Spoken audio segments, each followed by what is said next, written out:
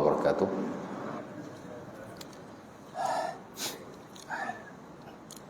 Innal hamdalillah nahmaduhu wa nasta'inuhu wa nastaghfiruhu wa na'udzu billahi min shururi anfusina wa min sayyiati a'malina.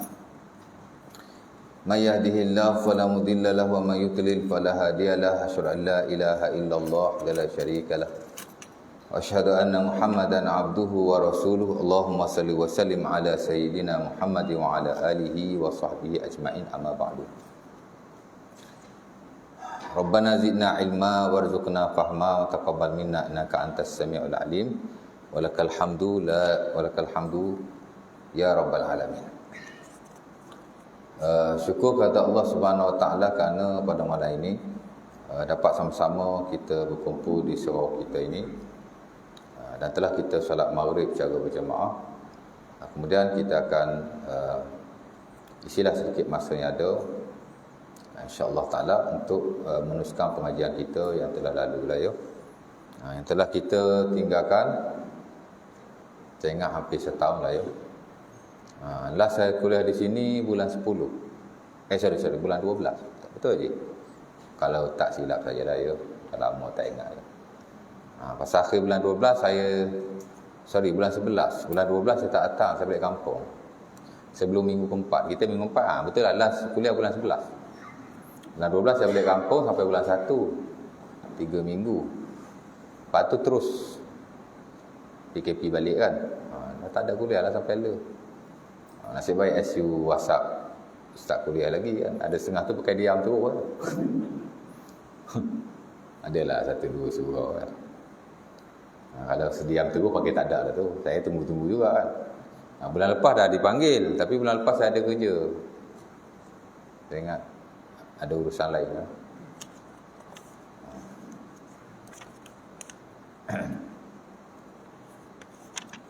Bulan depan tak tahulah, saya cuti sekolah. Mungkin saya balik. Tapi kok akhir bulan saya datang. Kalau saya ada, saya datang. Kalau saya tak ada, tak datang. Kemungkinan saya ada, kemungkinan saya tak tahu. Baik. Jadi memandangkan kita telah lama tidak berjumpa, dan pengajian kita juga telah tertangguh. Saya tak ingatlah tuan-tuan masih ingat lagi atau tidak ya. Saya ingatlah ya, pasal saya yang mengajar. Di mana kita last hari tu kita baca dalam surah Al-Baqarah ayat yang ke-24. Saya ingat 2 atau 3 kuliah kita berkongsi, saya mentafsirkan ayat berkenaan. Ayat 22, 23 dan 24. Di mana ayat ni ialah bersabit dengan ayat tahaddi, ayat Allah Subhanahu Wa Taala mencabar orang-orang kufar. Ayat-ayat cabaran ni dipanggil ayatut tahaddi. The ayat of challenge. Maknanya ayat-ayat yang Allah Taala mencabar orang-orang kufar. Ingat mereka dia boleh cabar Allah dan Rasul. Allah Ta'ala dan Rasul boleh cabar juga kan. Di mana mereka mendakwa Al-Quran bukan daripada Allah. Maka Allah Ta'ala cabarlah mereka. Kalau engkau betul, bawalah mari Quran. Ciptalah Quran sendiri. Tengok sama tak dengan Quran yang diturunkan kepada Muhammad. Mula-mula Allah Ta'ala cabar keseluruhan Quran. Kemudian Allah Ta'ala cabar buat satu surah. Kemudian Allah Ta'ala cabar buat 10 ayat. Apa yang sudah tak boleh. Ya? Dan itu saya dah terangkan secara panjang lebar kepada tuan-tuan. Ya? Dengan merujuk tafsir-tafsir ulama kita, khususnya tafsir Al-Imam Ibn Katsir rahimahullah ta'ala. Baik. Malam ni kita nak masuk ayat yang lain lah ya. Di mana kita nak masuk ayat yang ke-25 daripada surah ini. Allah Subhanahu Wa Taala berfirman, saya baca dulu ayatnya ya. Ayat ni dah biasa dah tuan-tuan selalu baca ya. Tuan-tuan pun selalu dengar. Wa basyiril ladzina amanu wa 'amilus solihati anna lahum jannatin tajri min tahtihal anhar. Kullama ruziqu minha min thamaratir rizqan qalu hadzal ladzi ruziqna min qabl. Wa utubihi mutasyabiha walahum fiha azwajum mutahharatun wa hum fiha khalidun. Ya. Maksudnya, wabashiril ladzina amanu wa amilus shalihat anna lahum jannatin tajri min tahtihal anhar. Itu satu part. Di mana kata Allah Subhanahu wa taala, beritahulah berita gembira, wabashir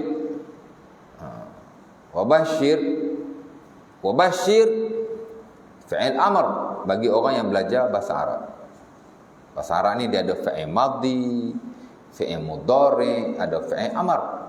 Ada 3 bentuk kata perbuatan. Pertama, fi'il madhi. Fi'il madhi ni ialah perbuatan yang telah lalu. Aku telah makan, aku telah minum, aku telah duduk, aku telah tidur. Itu orang Arab punya bahasa ya. Itu dia panggil fi'lun madhin ataupun al-fi'lul madhi. Kami tak nampak ustaz, kami bukan belajar Arab, tak apalah, sedikit pendedahan ya. Tak belajar bahasa Arab pun tak apa. Nak cerita orang Arab ataupun bahasa Arab, dia ada 3 kata perbuatan utama. Pertama, kata perbuatan yang telah lalu. Term ini ada dalam English, kita panggil past tense. Past tense. Ya. Yang kedua ialah kata perbuatan yang sedang berlaku. Kita panggil al-fi'lul mudhari'. Sama ada dia sedang berlaku sekali tu saja atau dia sentiasa berlaku. Kita panggil al-fi'lul mudhari'. English term kita panggil present tense. Tahulah ya, boleh buat sikit comparison. Bahasa Melayu macam itulah, benda yang kita sedang lakukan. Perkataan tu sendiri dia kita faham, dia ni sedang dilakukan. Perkataan tu sendiri kita faham, ia telah dilakukan. Dia tak macam bahasa Melayu. Bahasa Melayu kita tak buat melalui perkataan begitu, kita tambah. Kalau kita dah makan, kita kata aku telah makan. Ada telah tu, telah berlaku kan. Kalau aku makan, tak tahu bila, semalam ke, esok ke, dia tak tahu. Bahasa Melayu dia ada tambahan-tambahan. So, umpama itu, aku telah makan, dia ada telah. Sama juga benda yang sedang berlaku, dia ada sedang. Saya sedang makan, kita fahamlah. Oh, Muhammad sedang makan. Oh, Muhammad sedang makan tu. Ada sedang. Tapi kalau Arab, dia tak ada sedang. Dengan perkataan tu kita tahu itu adalah sedang. Sama macam English dah ya. Lebih kurang lah kot saya rasa. Allah Ta'ala alam. Saya bukan English teacher. Tapi belajar di UIA ni English memang number 1 lah ya. Kita punya dia panggil medium of instruction memang English number 1 and number kedua, second baru bahasa Arab. Sebab tu 2 tahun kita dimatrikulasi belajar bahasa saja, terutama bahasa Inggeris. Tak lama lah, 1 hari 4 jam. 1 hari 4 jam, 2 tahun. Nak termuntah rasa.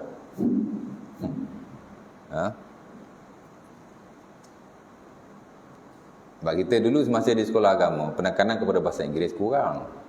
Jadi bila kita pergi ke universiti, kita dapat ujian tu tak bagus lah ya. Ujian placement test dia panggil. Siapa-siapa nak belajar UIA, mesti ambil bahasa Inggeris. Mesti. Itu sahabat saya, dia belajar ijazah di Mesir. Bila dia sambung master di UIA, dia fed up. Separuh jalan je. Pasal apa? Pasal bila masuk UIA, master tak master, kau kena ambil English subject dulu. Belajar bahasa Inggeris dulu. Kepala dia tu. Macam saya tak, pasal saya dah degree di sana. Saya dah lepas dah test-test tu. Jadi kalau saya sambung peringkat master PhD pun, saya tak payah ambil bahasa Inggeris dah. Tahulah, saya faham lah, memang berat lah. Satu, kita tak berminat kan. Yang kedua, belajar berjam-jam 1 hari. Letih. Tapi Alhamdulillah lah, selepas kita belajar, baru kita tahu penting bahasa Inggeris ni. Baik, tak apalah ya.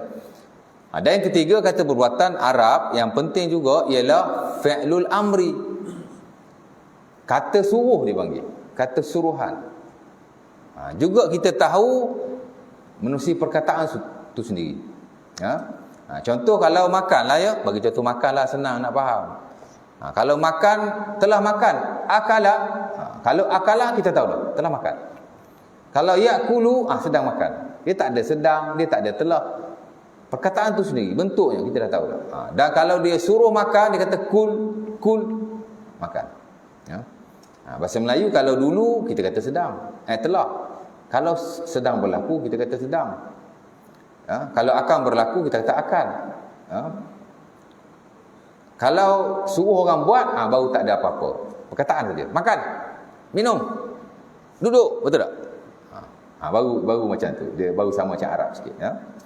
Sama juga perkataan wabashir dalam Al-Quran. Kerana walaupun kita baru ayat yang ke-25, inilah kali pertama kita jumpa perkataan ini. Sedangkan perkataan ini tuan-tuan disebut dalam Quran puluhan kali. Kita akan jumpa dalam surah Al-Baqarah, kita akan jumpa juga dalam surah-surah yang lain. Dan kadang-kadang dalam bentuk-bentuk yang berbeza. Kadang-kadang Allah Ta'ala kata wabashir. Ini wabashiril ladzina amanu wa amilus solihat. Ada wabashiris sabirin dalam surah Az-Zumar. Ada basyiran, ada juga, ada banyak ayat basyiran. Tak kurang 4 ayat dalam Quran. Ada mubasyirin. Mubasyirin, ada juga. Faba'athallahu an-nabiyyina mubasysyirin wa mundhirin. Contohnya Allah Taala kata Allah Taala telah menghantar nabi-nabi sebagai mubasysyirin. Mubasysyirin, basyirlah tu, basyir. Dan banyaklah ayat-ayat yang lain. Mana perkataan basyir cuma ni dalam perkataan amar lah, suruhan. Dan sampaikanlah berita gembira dan beritahulah berita gembira. Wa tu dan, wa tu makna dan. Basyir tu penting. Basyir tu. Wa basyir dan sampaikanlah berita gembira dan beritahulah berita gembira. Ya. Jadi perkataan basyir ada banyak kali disebut dalam Quran dalam bentuk-bentuk yang berbeza perkataannya, tapi semua merujuk kepada perkataan basyir. Ya. Jadi ayat ni Allah Ta'ala menyuruh Nabi menyampaikan berita gembira. Kepada siapa? Kepada orang-orang yang beriman dan beramal soleh. Pasal apa Allah Ta'ala suruh Nabi sampaikan berita gembira? Sebab antara tugas Rasulullah SAW, selain daripada baginda menyampaikan wahyu, Nabi ni ada banyak tugas tuan-tuan. Yang paling basic, Nabi ni ada 3 tugas yang utama. Yang paling basic. Pertama ialah tugas Nabi menyampaikan apa yang diwahyukan kepadanya. Waktu nombor 1 sekali. Sebab itu bila tuan-tuan belajar sifat Rasulullah, sifat para anbiya, belajar sifat 20 kan. Mula belajar sifat Allah, and then belajar sifat Nabi. Sifat wajib bagi Nabi ada berapa? Ada 4. Siddiq, amanah, tabligh, fatanah. Hak tabligh itulah. Bukan tabligh jemaah tabligh tu. Ini tabligh mana Nabi ni menyampaikan. Dalam banyak-banyak sifat Rasulullah, sifat tabligh adalah sifat yang terutama. Kenapa? Karena itulah tugas terutama Rasulullah SAW. Nombor 1 sekali menyampaikan. Banyak ayat Allah Ta'ala sebut Nabi ni menyampaikan. Nabi ni menyampaikan. Antaranya dalam surah Al-Ma'idah lagi sikit. Ayat 67. Kata Allah Ta'ala, ya ayyuhar rasul balligh ma unzila ilaika min rabbika fa illam taf'al fama ballaghta risalatah wallahu ya'simuka minan nas innallaha la yahdil qaumal kafirin. Kata Allah, ya ayyuhar rasul, wahai rasul, balligh ma unzila ilaika min rabbik, sampaikanlah. Itu makna tabligh. Itulah makna menyampaikan. Balligh ma unzila ilaika min rabbika, wahai Rasulullah, Allah Ta'ala kata, sampaikanlah apa-apa yang diwahyukan kepadamu. Jika kamu tidak menyampaikan, artinya kamu tidak melakukan risalah. Kamu tak buat kerja kamu, Rasul. Allah Ta'ala suruh Nabi buat, dan Allah Ta'ala kata, kalau kau tak buat kerja kau. Sebab inilah kerja kau, menyampaikan risalah, tabligh ar-risalah. Allah Ta'ala memerintahkan Nabi dengan keras. Sebab itu kerja terutama Rasulullah SAW. Allah Ta'ala suruh dengan tegas, wahai Nabi, sampaikan. Kalau kamu tak sampaikan, kamu tak buat kerja risalah kamu. Fama ballaghta risalatahu, kamu tak menyampaikan risalah ini. Macam mana nak sampaikan risalah Allah? Mesti menyampaikan.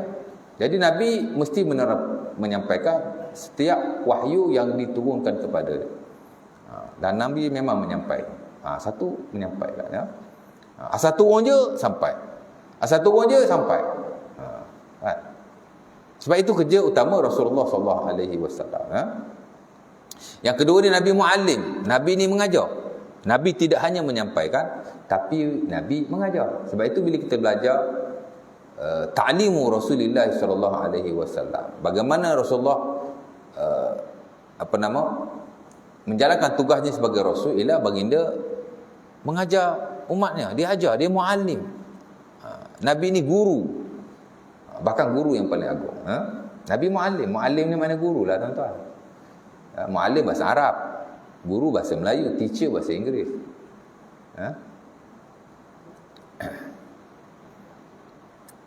Dalam Sahih Al-Bukhari daripada Abi Hurairah, tak silap saya, bila Nabi dan para sahabat dianiaya lah oleh orang-orang kufar di Makkahul Mukarramah. Jadi para sahabat kata, ud'u 'alal musyrikin, ud'u 'alal musyrikin. Wahai Rasulullah, doalah ke atas orang-orang musyrikin. Depa dah buat nanya kat kita ni. Itu dia panggil fasa terawal kenabian. Nabi ni aniaya oleh orang-orang kufar, musyrikun Mekah pada waktu itu, dan termasuk pada sahabat baginda sallallahu alaihi wasallam. Pasal Nabi tak ramai waktu tu, Nabi tak ramai. Sebab itu jihad tidak disyariatkan di Mekah. Jihad tak disyariatkan di Mekah. Masa Nabi duduk di Mekah, yang turun ayat-ayat sabar. Lepas tu jihad terawal Nabi ialah sabar. Kita belajar bab jihad kan, jihad ada 4 tahap. Nombor 1, sabar. Perang tu last tu jihad tahap yang keempat di Madinah. Tu pun dah hujung-hujung. Yang terawal jihad Nabi sabar. Nabi Allah Taala suruh sabar. Kan? Para sahabat ni manusia biasa, kadang tak tahan juga. Tak boleh tahan ni, kan? Doalah Rasulullah kat mereka ni, bagi turun sekali bala. Apa kata Nabi? Nabi kata, inni lam ub'as la'anan wa innama bu'istu mu'allima. Aku tidak diturunkan untuk melaknat atau mendoakan keburukan kepada mereka. Aku diturunkan sebagai mu'allima, mu'allim, guru. Memang Nabi mengajar para sahabatnya. Cuma mengajar Nabi tak samalah macam kita mengajar hari ini. Of course lah, proses pengajaran dan pembelajaran sentiasa berkembang daripada satu zaman kepada satu zaman. Memanglah tak sama, kan? Dulu-dulu belajar tak ada kitab. Ilmu semua berada di dada-dada para sahabat Rasulullah sallallahu alaihi wasallam. Usah kata ilmu tu tak ada kitab, Quran pun tak ada kitab. Quran ni baru dibukukan pada zaman Abu Bakar As-Siddiq. Selepas perang Al-Yamamah, tak kala ramai hufaz ataupun para hafal Quran meninggal dek kerana berperang dengan orang yang enggan membayar zakat. Baru dia buat Quran macam ni, mushaf. Dulu tak ada mushaf. Sahabat apa di dada-dada mereka, kan? Orang hari ni tulis ayat Quran 2-3 ayat, buat azimat. Nak jadi kebal lah, tolak bala lah, lari perniagaan lah, kan? Sahabat Nabi Quran bukan tulis satu ayat tau, keseluruhannya duduk dalam dada, perang mati juga.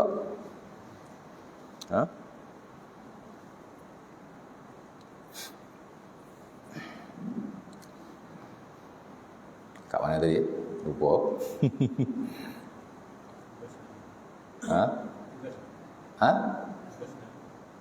Tugas Nabi belakang sikit tadi, sebut pasal azimat tu pasal apa?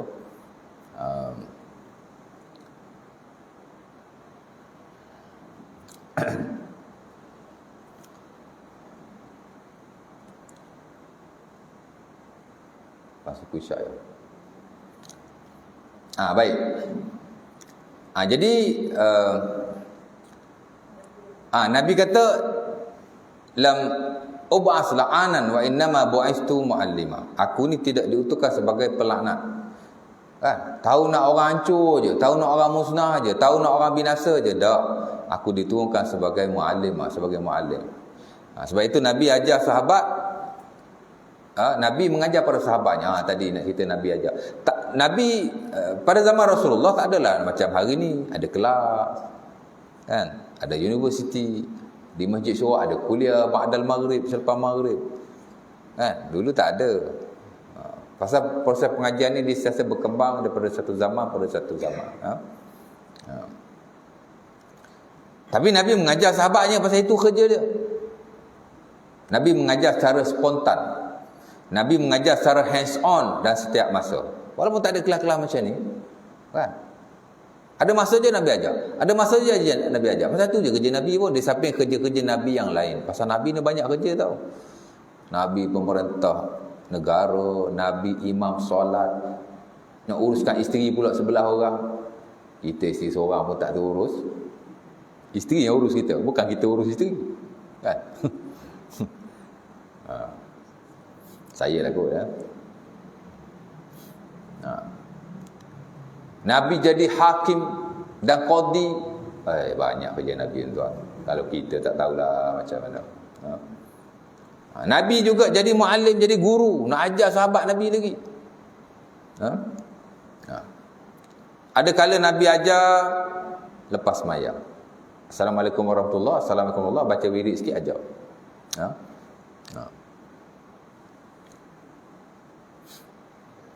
Kerana Nabi ajar waktu-waktu yang lain masa duduk dalam masjid. Kadang-kadang Nabi ajar ketika pemusafiran. Banyak kita jumpa hadis-hadis Nabi dalam bab hukum dan hakam. Nabi ajar ketika pemusafiran. Nabi sentiasa hands on. Kan? Saya ni tak hands on. Hari sebulan sekali je. Itu pun ajar secara mulut saja. Tak praktikal, tak ada apa kan. Nabi dia sentiasa dalam keadaan sedemikian. Nampak? Bila berlaku satu perkara, Nabi terus mengajar sahabatnya. Kalau ada kesilapan, baginda terus memperbetulkannya. Memang ada. Kan? Nabi la yaskutu ala munkar. Nabi tak boleh diam di atas kemungkaran. Kita tak apa. Kadang-kadang tengok benda tak betul, kita diamkan aja. Fardu kifayah pun, tak berdosa aku pun. Nabi tak ada fardu ain, tak ada fardu kifayah. Nabi mesti memperbetulkan ataupun orang kata apa, Nabi tidak diam di atas kemungkaran. Hatta dalam kesilapan-kesilapan yang kadang-kadang dilakukan oleh sahabat-sahabat yang tidak tahu, Nabi perbetulkan. Ammar bin Yasir dan Sahih Muslim. Bila tuan-tuan belajar bab tayamum tu kan, macam mana tayamum terawal sahabat Nabi yang bernama Ammar bin Yasir. Dia berguling ke atas tanah tu pasal dia berjunub. Dia ingat kalau tayamum ganti wudu, kalau wudu kita tayamum okey lah ya. Tapi kalau mandi wajib, macam nak tayamum? Dia pergi guling atas tanah tu. Kemudian baru dia bagi tahu Rasulullah SAW. Ya Rasulullah, ajnabtu wa laysa ma'i ma fatamarraqtu kama tamarraqati dabba. Nabi berkata, inna ma yakfi an tasna hakaza wa hakaza. Wahai Rasulullah, aku berjunub, berhadas besar. Aku nak mandi wajib, air tak ada. Aku gulinglah atas tanah tu kan. Mandi wajib kan mesti membasahkan badan dengan air ke seluruh tubuh. Jadi dia kata, kalau debu buat macam tu jugalah, dia guling-guling macam haiwan, dia kata. Nabi pun ajarlah Ammar bin Yasir cara yang betul untuk bertayamum. Silap kan? Kemungkaran juga tu, benda yang tak betul. Mungkar ni bukan hanya benda-benda curi, minum arak. Benda-benda seumpama itu, benda-benda yang diingkari, itulah masuk mungkar. Mana benda yang tak betul. Nabi ajar tu, Nabi perbetulkan tu. Dah banyaklah dalam hal-hal yang lain. Mana Nabi ni muallim, nak cerita yang tu lah ya. Siapa-siapa yang jadi muallim, dia dah buat sebagai kerja Rasulullah SAW. Jadi guru lah. Saya bukan cikgu sekolah, Ustaz. Tak mengajar mana-mana pun. Nak jadi guru, tak sebenarnya jadi guru sekolah. Tak sebenarnya jadi pensyarah universiti. Tak semestinya jadi ustaz, mengajar di masjid surau dan seumpamanya kan. Kita ajar anak kita pun kira muallim juga. Sifat muallim tu adalah yang kita buat. Dapat lapak tu. Dapatlah pahala. Bahkan antara muallim yang besar juga ialah muallimnya seorang bapa kepada anaknya. Ya. Tuan-tuan ajar anak tuan-tuan sembahyang, tuan-tuan ajar anak tuan-tuan baca Quran, tuan-tuan ajar anak tuan-tuan begitu adab yang baik. Jangan lok kat cikgu aja. Kan? Ada setengah mak bapak ni dia dah cikgu ajar, cikgu je. Anak dia tak ambil tahu langsung, janganlah ajarlah juga dia kan. Kat dia di rumah. Dan bila dia mengajar, esok anak dia sembahyang, dia tak perlu cakap aku sembahyang, pahala sembahyang ni aku hadiah kat bapak aku. Tak payah. Once dia sembahyang, automatik banyak mana pahala dia dapat, tuan-tuan terus dapat banyak tu. Dia baca Quran. Siapa ajar? Ustaz lah ajar, tapi kadang-kadang bapak aku juga ajar di rumah.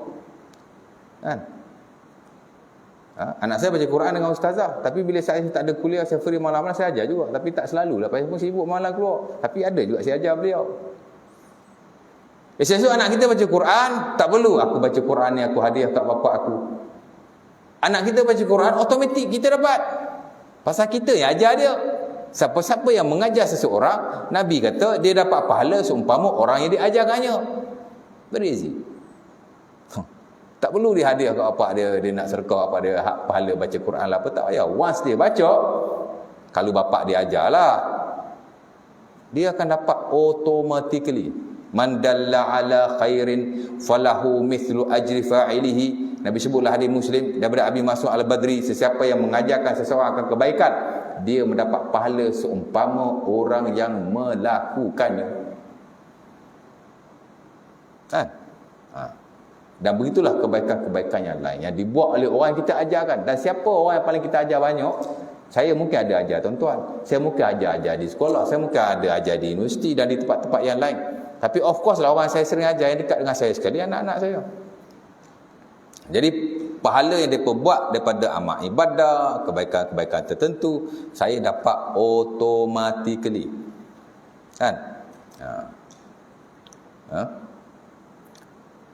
Jadi Nabi juga dapat pahala umatnya automatically.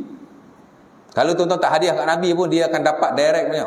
Itu disebut oleh Al-Imam Ibn Hajar Al-Asqalani dalam Fathul Bari. Nabi adalah muallim yang paling agung. Semua kebaikan umatnya fi mizani hasanatihi, berada dalam timbangan Rasulullah sallallahu alaihi wasallam. Kita semayang, kita baca Quran, kita itu, kita ini dah buat kebaikan. Banyak mana pahala kita dapat? Nabi dapat sama. Pasal Nabi ajar macam tu. Kan? Kalau tuan-tuan baca Quran tak hadiah ke Nabi pun, Nabi dah dapat dah. Dah tak perlu pun sebenarnya. Pasal automatik dia dapat. Nak hadiah apa lagi? Sebab tu isu tu jadi perdebatan dalam fiqh terkemudian. Saya belajar fiqh. Saya tahu perbahasan para ulama dalam isu-isu fiqh yang furu'. Sebab itu sebagian mengharuskan, sebagian tak mengharuskan. Sebab dia kata tak perlu. Tapi tak apalah, itu isu yang lain. Baik nak cerita macam tu. Nabi muallim yang kedua. Dan yang ketiga, banyaklah sifat Nabi ni, tapi yang sebut yang paling basic, paling asas sekali dan fundamental. Pertama, menyampaikan. Kalau dia tak menyampaikan, dia bukan Nabi. Kalau dia tak menyampaikan, dia bukan Rasul. Sebagian ulama kata Nabi ni dia tidak menyampaikan, dia hanya terima wahyu untuk dirinya. Rasul baru menyampaikan. Ada sebagian ulama kata macam tu. Tapi sebagian besar yang lain dia kata tidak, Nabi pun menyampaikan juga. Asal Nabi saja, asal terima wahyu saja, dia wajib menyampaikan. Dan dibagilah dalil-dalilnya. Allah Ta'ala sebut dalam Quran umpamanya, fa ba'athallahu an-nabiyyina mubasysyirin wa munzirin. Allah Ta'ala menjadikan Nabi ini sebagai mubasyir, orang yang menyampaikan berita baik. Mana menyampaikan juga. Baik, dua ya, mengajar. Dan ketiga ialah kerja Nabi yang terutama juga ialah Nabi menyampaikan berita gembira kepada orang-orang yang beriman dan berita sengsara kepada orang-orang yang ingkar. Pertama kerja Nabi at-tabligh ataupun al-balagh. Sebut tabligh pun betul, sebut al-balagh pun betul. Sebab ada juga Allah Taala sebut dalam Quran, wa ma 'alar rasul illal balaghul mubin. Balagh bukanlah tugas Rasulullah itu melainkan menyampaikan secara terang-terangan sebagai seorang penyampai yang mubin, yang terang. Menyampaikanlah nak cerita. Dan yang ketiga, tugas Nabi ialah tabsyir. Inilah ayatnya, wa basyiril ladzi. Ayat ni menyebut tugas Rasulullah yang besar di samping tugas-tugas yang lain. Tugas menyampaikan, tugas mengajar Nabi ialah menyampaikan. Apa? Nabi menyampaikan berita gembira dan berita sengsara. Berita gembira kepada orang yang beriman, berita sengsara kepada orang-orang yang tidak beriman, ya. Wabasyir. Dan sampaikanlah berita-berita gembira. Sebab itu dalam Quran kita dapati Allah Ta'ala menyebut Nabi sebagai basyir. Nanti kita akan jumpa dalam surah Al-Baqarah ayat 119, tak silap saya. Betul. Allah Ta'ala panggil Nabi basyir. Wa ma arsalnaka illa basyiran, inna arsalnaka bil haqqi basyiran wa nadhira wa la tus'alu an ashabil jahim. Allah Taala menyebut Nabi sebagai basyir.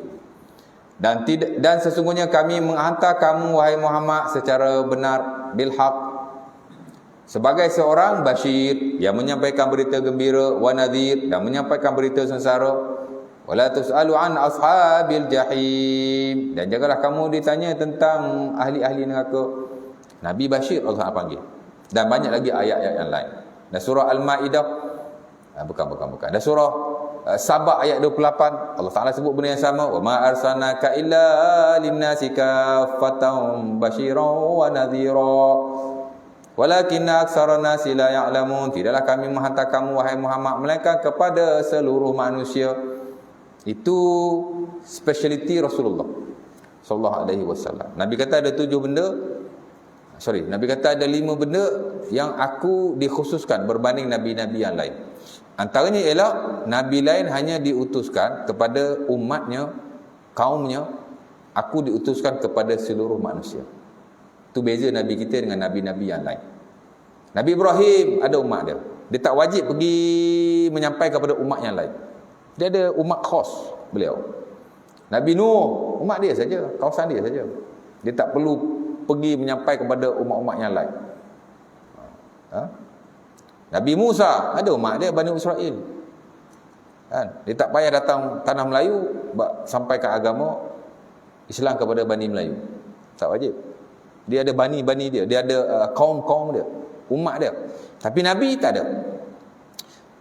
Wa ma arsalnaka illa kafatan lin-nasi basyiran wa nadhira. Tidak kamu diutuskan melainkan kepada seluruh manusia. Itu khususiah ataupun speciality Rasulullah berbanding nabi-nabi yang lain.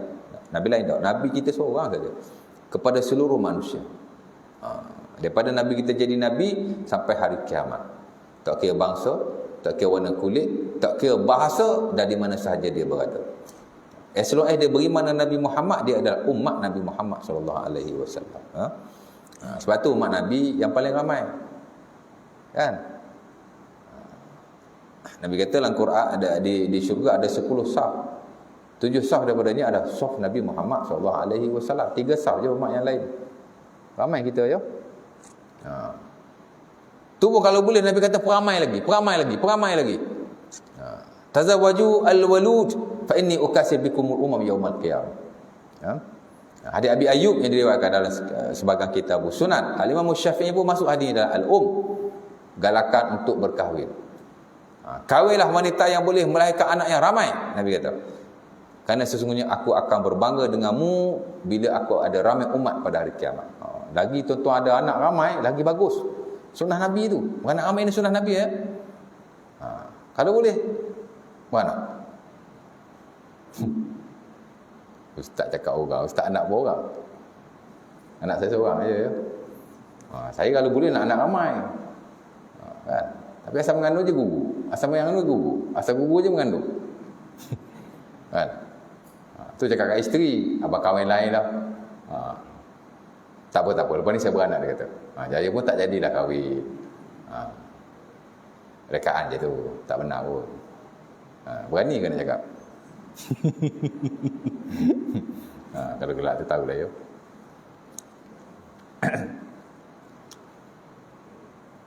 Jadi ada lagi dalam surah apa lagi? Surah Fussilat Allah Taala sebut juga, dalam surah Fatir Allah Taala sebut juga. Ada banyak ayat yang Allah Taala sebut Nabi ni Bashir. Sebab Nabi SAW ada banyak nama dan banyak sifatnya. Dalam Quran banyak Allah Taala sebut Nabi dengan nama selain Muhammad dan Ahmad. Ada kala Allah Taala panggil Nabi ni Rahim. Ada kala Allah Taala panggil Nabi Rauf. Ada kala Allah Taala panggil Nabi Haris. Harith lain, Haris bisad lain. Kalau Harith tu sahabat Nabi lah ya. Apa nak Harith? Mana Harith?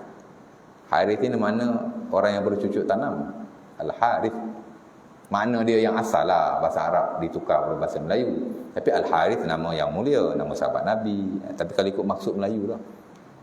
Saya dedahkanlah maksud dia tu. Kebetulan ada orang nama Harith lain marah dekat saya. Tak apa, nama yang baik ya.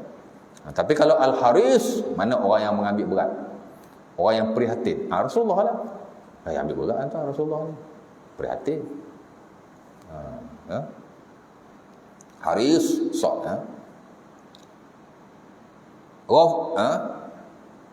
Apa lagi nama Nabi?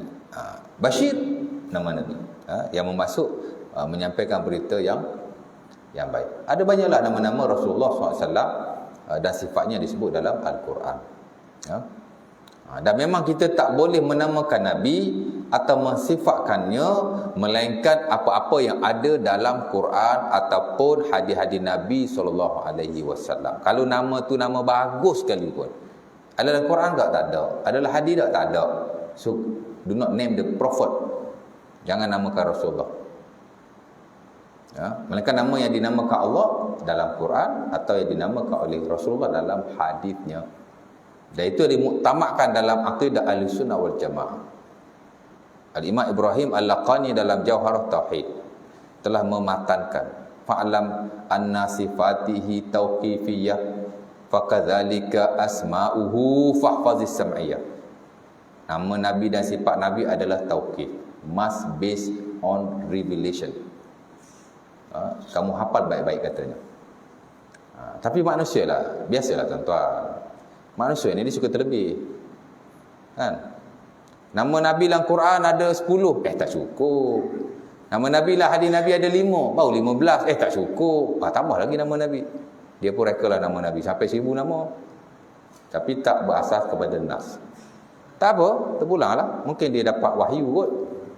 Kita memadai dengan apa yang diwahyukan oleh Allah Ta'ala. Dan tak perlu berlebihan. Kebiasaannya dalam tasawuf lah. Tasawuf dan tarekat ni memang dia terlebih sikit. Dia suka terlebih. Sorry tu silah ya. Sebab dia ada sumber yang lain. Pasal apa dalam Quran tak ada lah, hadis tak ada, tiba-tiba dia ada. Dia ada kasyaf. Dia ada ilham. Dia ada yaqazah. Tahu yaqazah? Jumpa Nabi direct lah. Malam-malam Nabi datang ajak agama kat dia. Kan? Padahal dia halusinasi. Pasal otak dia dah problem. Sensor dah out. Pasal apa sensor out? Tu duduk zikir seorang-seorang dalam selimut. Mata tutup, telinga tutup, tak bercampur dengan orang. Memang. Sampai satu tahap memang syok. Kita belajar lah psikologi. Manusia memang tak boleh bersendirian. Kalau dia bersendirian, ada part of kita punya brain dia tak boleh work, tak boleh function well, tak boleh ada dia punya sensory, ada nama dia. Tu dakwa macam-macam tu. Padahal dia halusinasi. Setakat dakwa jumpa Nabi apalah sangat. Dalam agama lain dakwa jumpa Tuhan. Apa nak heran? Kan?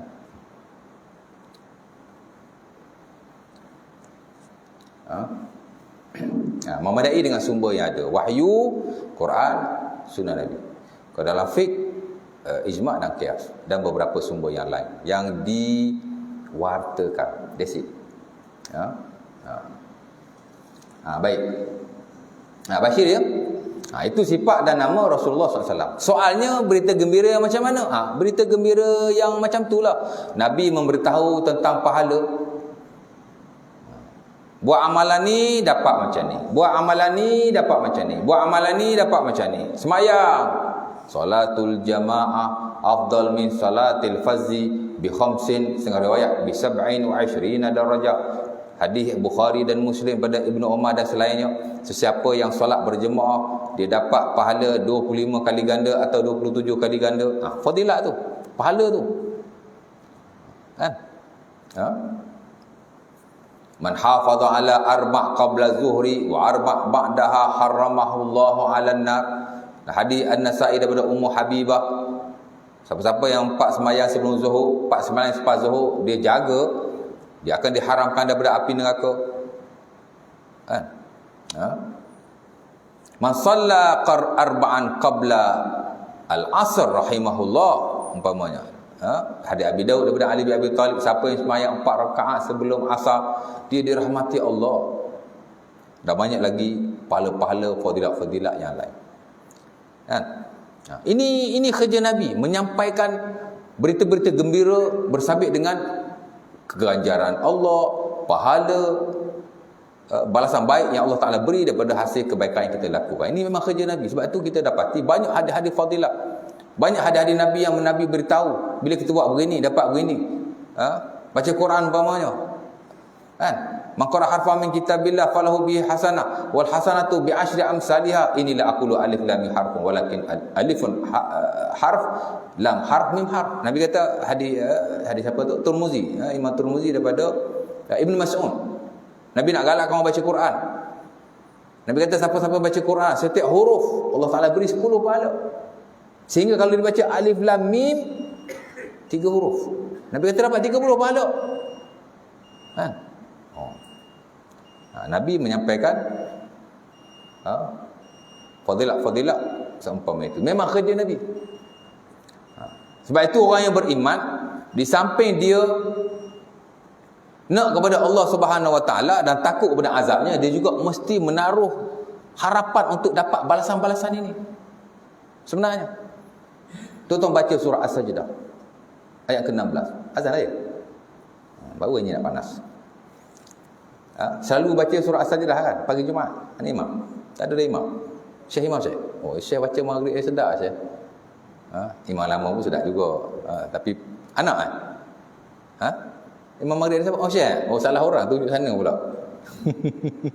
Syekh bagus imam maghrib. Pelapis dia tu pelapis haji kan. Best. Ayat. Surah As-Sajdah baca Syekh. Hari Jumaat. Setiap Jumaat. Oh, setiap Jumaat tu. Sekali-sekali tinggalkan tak apa ya. Sebab Nabi tak ada buat all the time. Sekali-sekala ya. Jangan jadi macam sunnah yang tak boleh tinggalkan pula. Mana sekali-sekala once a while kita tinggalkan. That is good. Yang betul-betul menepati sunnah Rasulullah ialah kita baca, tapi sekali-sekala kita tinggalkan juga ya, supaya tak nampak macam benda ni macam macam tak boleh tinggal kan, mesti baca. Tutup Syekh hari tu sakit perut. Naik imam yang lain. Dia tak hafal surah As-Sajdah, dah dia tak baca. Nanti Jumaat kata, oh imam hari ni tak. Siapa tak baca As-Sajdah? Dia akan timbul seumpama itu ya. Tapi tak apalah, terpulanglah ya. Tapi nak cerita ayat yang ke-16, apa yang kita baca? Tatajafa junubuhum 'anil madaji yad'una rabbahum khaufan wa tama'a wa mimma razaqnahum yunfiqun. Orang yang beriman malam-malam dia bangun qiyamul lail, sembahyang malam, baca Quran walaupun tak banyak. Kenapa? Khaufan wa tama'a, kerana dia takut pada Allah dan tamak kepada balasan Allah. Kita tak digalakkan untuk tamak dalam hak ehwal dunia, tapi kita digalakkan untuk tamak dalam hak akhirat. Mesti tamak tuan. Pasal apa baca Quran banyak-banyak ni? Wah, aku nak pahala Allah banyak ni. Lagi banyak aku baca, lagi banyak pahala aku dapat. Very good. Allah Taala sebut dalam Quran. Itu sifat orang yang beriman. Selain daripada dia takut pada azab Allah, dia tamak sangat kepada balasan-balasan Allah. Kan? Tiba-tiba muncul pula satu ajaran. Dia kata beramal kerana nak syurga, kerana nak pahala, tak ikhlas katanya. Allah Ta'ala ajar benda tak ikhlas ke? Benda Allah Ta'ala ajarlah benda paling ikhlas. Kan? Terlebih. Dia suka berlebih-lebihan. Mesti kita tamak, nak betul-betul kepada balasan Allah Subhanahu Wa Ta'ala. Kan? Sahabat Nabi SAW sebelum salam, fil adami innaka hamidum majid, Allahumma inni as'alukal jannah wa a'udzubika minan nar. Kan? Tuan-tuan biasa baca masa salam, Assalamualaikum warahmatullahi wabarakatuh, Allahumma inni as'alukal jannah, Assalamualaikum warahmatullahi wabarakatuh, a'udzubika minan nar. Cuba belik dalam buku fiqh, ada ke doa ketika salam? Salam bukan mahal doa, bukan tempat doa. Saya ingat dalam ramai-ramai ulama ada seorang je yang menggalakkan, tapi yang lain tak ada. Lepas tu dalam sunat-sunat hayat mana ada doa ketika salam. Dalam salam bukan tempat doa ya. Doa tu digalakkan baca before salam. Riwayat Imam Tirmizi daripada Abi Saleh, di mana sahabat membaca doa itu sebelum salam. Allahumma inni as'alukal jannah wa a'udzubika minan nar. Boleh juga dibaca Allahumma inni as'aluka ridhaka wal jannah wa a'udzubika min sakhatika wan nar. Tapi before salam. Asal tempat doa ialah sebelum salam, dan itu tempat yang mustajab. Sahabat minta syurga tu.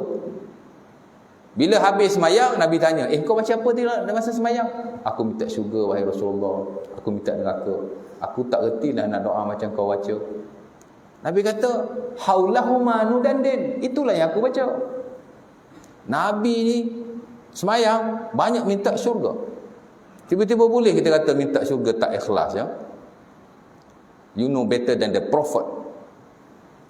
This kind of teaching memang very bad lah.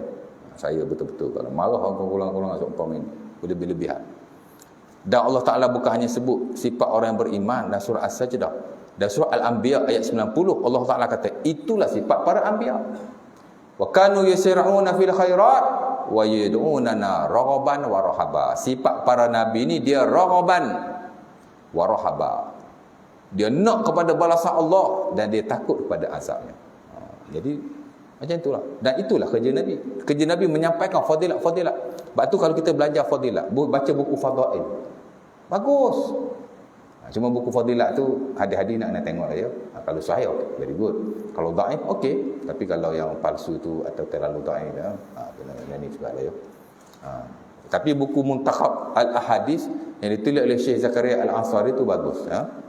Saya lihat, tapi adalah sikit sebanyak dia hadis yang terlalu dhaif, ya. Tapi the rest bagus. Sambil-sambil duduk saja baca buku tu, dia banyak memakan fadilat-fadilat. Pasal apa Nabi SAW antara tugas baginda adalah menyampaikan berita yang baik. Antara berita baik adalah menyampaikan fadilat. Pasal apa? Supaya galakan. Pasal manusia, tuan-tuan, Allah Ta'ala ni dia tahu manusia ni macam mana. Manusia ni kadang-kadang dia nak buat sesuatu, dia mesti ada motivation.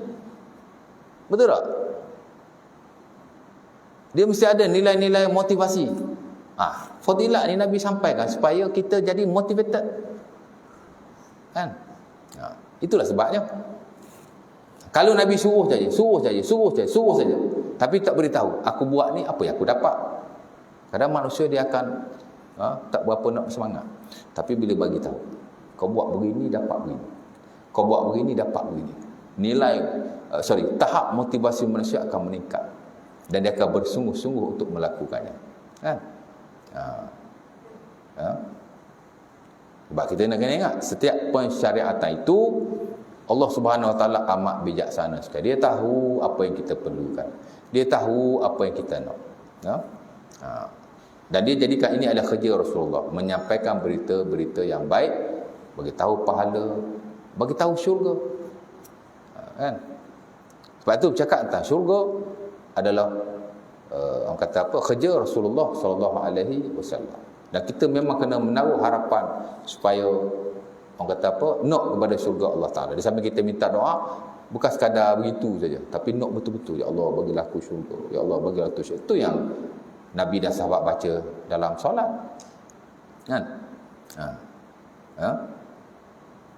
Dan kalau kita nak benda-benda seumpama ini, dia tak menafikan sama sekali akan keikhlasan kita kepada Allah Subhanahu Wa Taala. Bahkan itulah keikhlasan sebenarnya.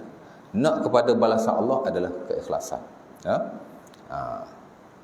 Sama kita kata macam dalam semayang lah. Kita ingat bila kita respons dalam suatu keadaan, kita tak khusyuk. Respons kepada sesuatu perkara yang berlaku dalam solat, yang memerlukan respons, adalah part of khusyuk. Ada orang tengah semayang, telefon bunyi, nak relax je, tak nak ambil tekan ke apa, kan? Takut tak khusyuk. Ambil, tekan.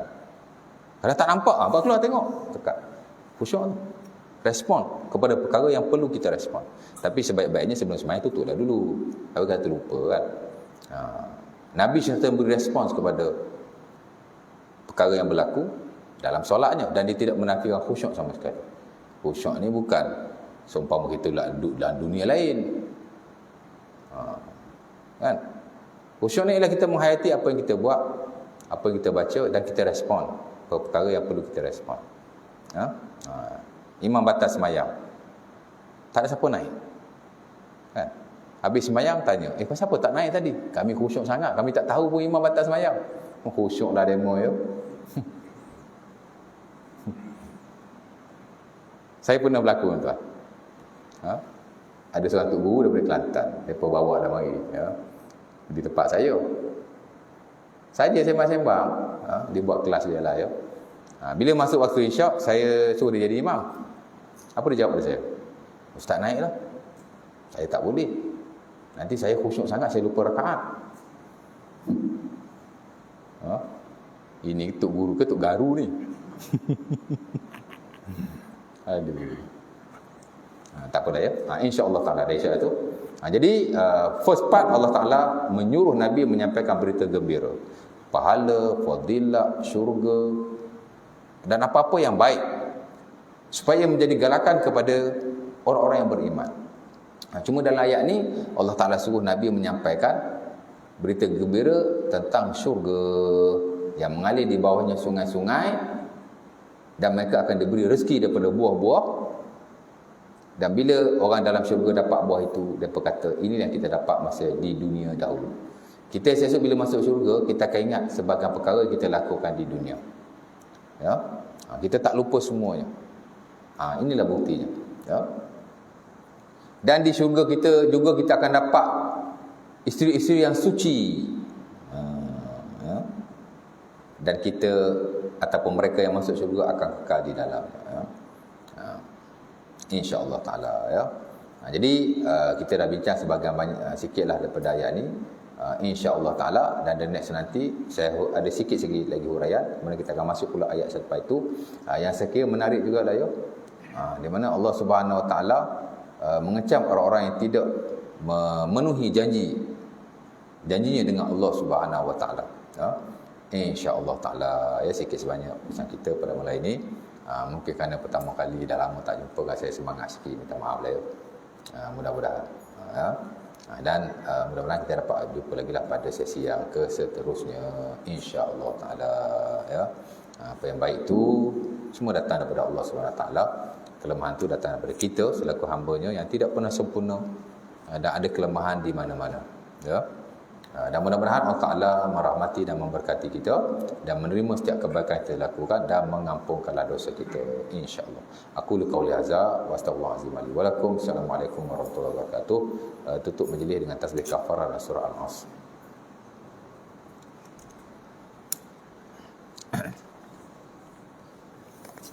Bismillah.